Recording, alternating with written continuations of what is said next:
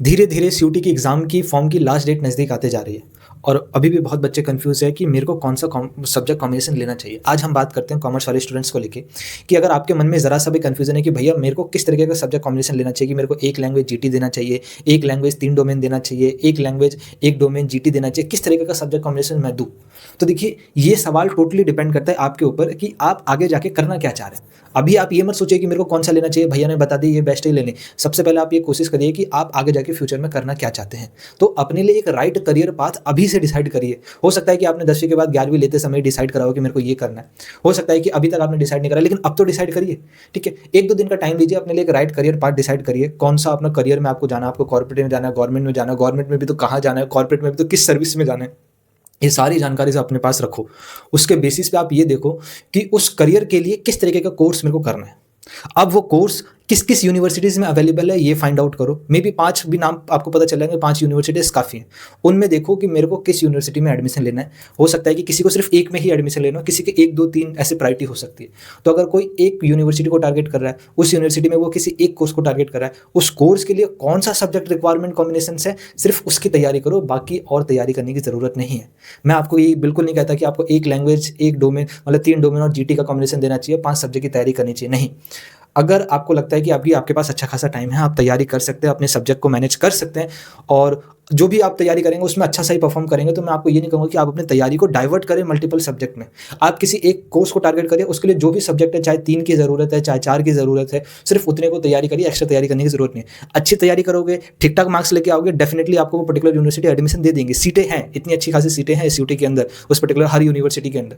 तो यहाँ ये बात नहीं है कि आपको 100% यूनिवर्सिटीज़ या 90% यूनिवर्सिटीज़ के लिए आपके लिए ऑप्शन ओपन रखने। ये उन बच्चों के लिए होता है जिनकी तैयारी अच्छी नहीं है या एंड टाइम पे तैयारी करने आए हैं, उतना लेवल हाई स्कोर नहीं कर सकते, तो मेरे पास बैकअप रहने चाहिए।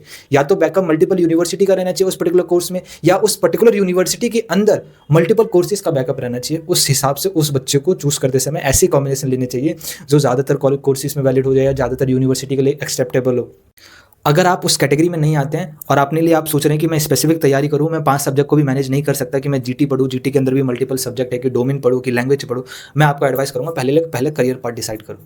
करियर पाथ डिसाइड करने के लिए आप तरह-तरह की जगह पे रिसर्च करो, ढूँढो, 1-2 दिन का टाइम लो, 1 मिनट डेडिकेटेडली आपके लिए वीडियो बनाइए। अगर आप कॉमर्स के स्टूडेंट हो, उसको जाके देखो और उसको देखने के बाद आपको पता चलेगा कि मैं किस कैटेगरी में फ़ॉल कर रहा हूँ और उस कैटेगरी के हिसाब से मेरे को कौन-सा कोर्स लेना चाहिए।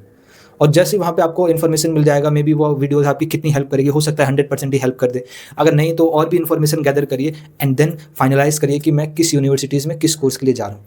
उस यूनिवर्सिटीज़ में उस कोर्स के लिए आपको जो भी सब्जेक्ट रिक्वायरमेंट है, सिर्फ़ उसकी तैयारी करिए, मल्टीपल चीज़ों की तैयारी करने की ज़रूरत नहीं है। स्पेसिफ़िक करो, अच्छा नंबर लेके आओगे, वो पर्टिकुलर यूनिवर्सिटी में सीट मिल जाएगी। एक बात का ध्यान रखना, आप किसी यूनिवर्सिटीज़ में ऐसी सीट को टारगेट ना करें जिसमें गिनी-चुनी सीट है और आप बोलेंगे भैया हमने तैयारी करी। देखिए, गिनी-चुनी सीट होगी और आपको फिर टॉप नॉच तैयारी करनी पड़ेगी। जैसे दिल्ली यूनिवर्सिटी का जो बीबीए लोग टारगेट करते हैं, वो सिर्फ शहीद Sukhdev college of business studies को टारगेट करके करते हैं।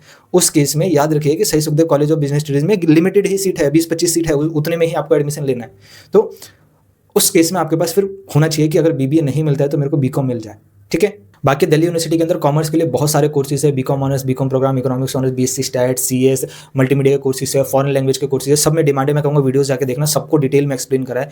बीएचयू में सिर्फ बीकॉम ऑनर्स, बीकॉम प्रोग्राम है, मतलब बीकॉम ऑनर्स है, उसको आप ले सकते हैं। बीए इकोनॉमिक्स ऑनर्स का कॉम्बिनेशंस बीएचयू में अलग रखा जाता है, ठीक है? उसका कॉमर्स से कोई लेना देना नहीं है।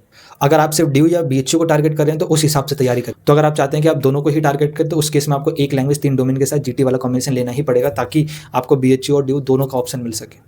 बाकी आने वाले टाइम्स में आपको और updates and guidance time to time आपको देते रहूँगा। मैं कहूँगा जो भी डाउट आ रहा है, जो जैसा भी डाउट आ रहा है, कमेंट बॉक्स से कमेंट कर दो। इंस्टाग्राम का लिंक दे रखा है, इंस्टाग्राम पे भी मैसेज कर सकते हो। टेलीग्राम का लिंक दे रखा है, टेलीग्राम पे भी मैसेज दे रखो। सारे के सारे डाउट क्लियर करके अपना फॉर्म फिल आउट करो और तैयारी पे अच्छे से लग जाओ। मई में आपका एग्जाम है, डेट ऑलरेडी आउट है।